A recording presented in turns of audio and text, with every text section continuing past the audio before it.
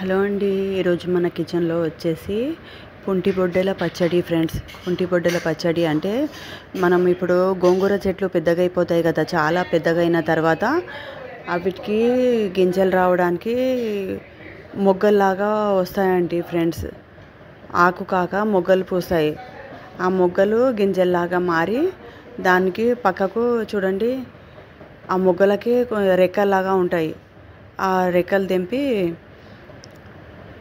చూడండి, ఈ టైప్లో ఉంటాయి చూడండి మొగ్గలు. వీటికి ఆకులు ఉంటాయి కదా, ఆ మొగ్గలకు ఆకులు సుంచేసి రెడ్ కలర్వి ఉంటాయి. అవి తెంపిన తర్వాత బాగా ఫ్రెష్గా కడుక్కొని కొంచెం ఒక 5 మినిట్స్ ఫ్యాన్ కింద ఆరబెట్టాలి.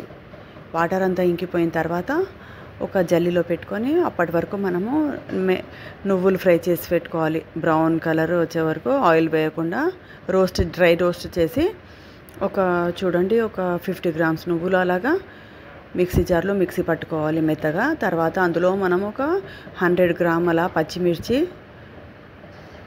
ఆయిల్లో ఫ్రై చేసుకోవాలి. ఒక 1 టేబుల్ స్పూన్ ఆయిల్ హీట్ ఎక్కిన తర్వాత ఆయిల్లో పచ్చిమిర్చి కూడా ఫ్రై చేసి ఆ మిక్సీ పట్టుకున్న నువ్వుల పొడిలో పచ్చిమిర్చి వేసుకోవాలి.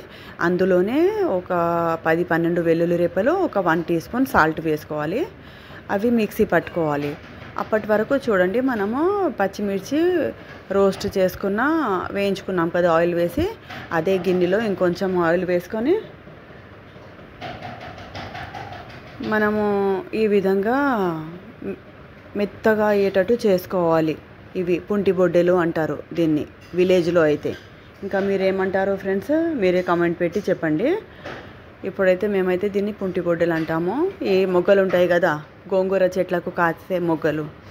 చూడండి, ఈ విధంగా ఒక 1 టేబుల్ స్పూన్ ఆయిల్లో బాగా లో ఫ్లేమ్లో ఒక 5 మినిట్స్ అలాగా కలుపుకుంటూ స్టవ్ మీదే పెట్టాలి. 5 మినిట్స్ తర్వాత చూడండి, ఇలా మొత్తం మెత్తబడిపోయి ఒక కిసాన్ జామ్ టైప్లో వచ్చేస్తాయి ఫ్రెండ్స్ మెత్తగా. ఏంటి అసలు ఇది అవేనా మీరు వేసింది, ఇంత మెత్తబడిపోయాయి అంటారు. 10 మినిట్స్ తర్వాత అయితే చూడండి, ఈ విధంగా వచ్చేసాయి మనకు.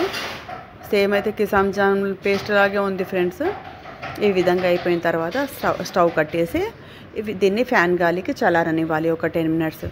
పూర్తిగా చల్లారిన తర్వాత మనము నువ్వుల పొడి, పచ్చిమిర్చి పొడి గ్రైండ్ చేసుకున్నాం కదా, అందులోనే మనము ఈ పుంటి బొడ్డెలు లేకపోతే గోంగూర మొగ్గలు ఫ్రై చేసి పెట్టుకున్నాం కదా, అది కూడా వేసి గ్రైండ్ చేసుకోవాలి.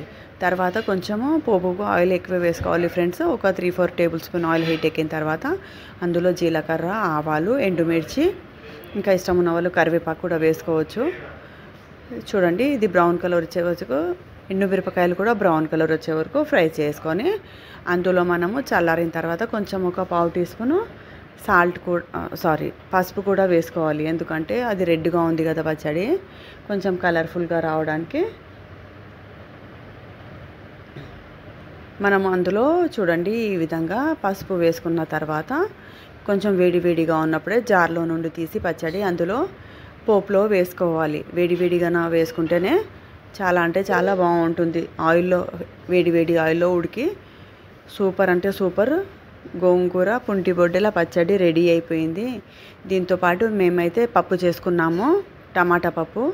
వేడి అన్నము, టమాటా పప్పు, పుంటి బొడ్డెల పచ్చడి, ఇంకా నెయ్యి, అప్పడాలు. కాంబినేషన్ అయితే సూపర్ అంటే సూపర్ ఉంటుంది ఫ్రెండ్స్. మీరు కూడా సేమ్ ఇదే విధంగా ట్రై చేయండి. ఇంకా ఇలాంటి పచ్చడి మీరు ఎప్పుడైనా తిన్నారా? కమెంట్లో తప్పకుండా కమెంట్ పెట్టండి. ఇంకెవరికైనా తెలుసా ఇలాంటి ఏంటిదో చెప్పండి ఫ్రెండ్స్. ఓకేనా? Bye friends. మరిన్ని కొత్త వీడియోస్తో మేము ముందు ఉంటాము. ఛానల్కి తప్పకుండా సబ్స్క్రైబ్ చేయండి ఫ్రెండ్స్. ఓకేనా? చూడండి, ఇంకా మీరు ఈరోజు ఏం చేసుకున్నారు? అయితే మేమైతే లంచ్లో ఈ రెసిపీ చేసుకున్నాము.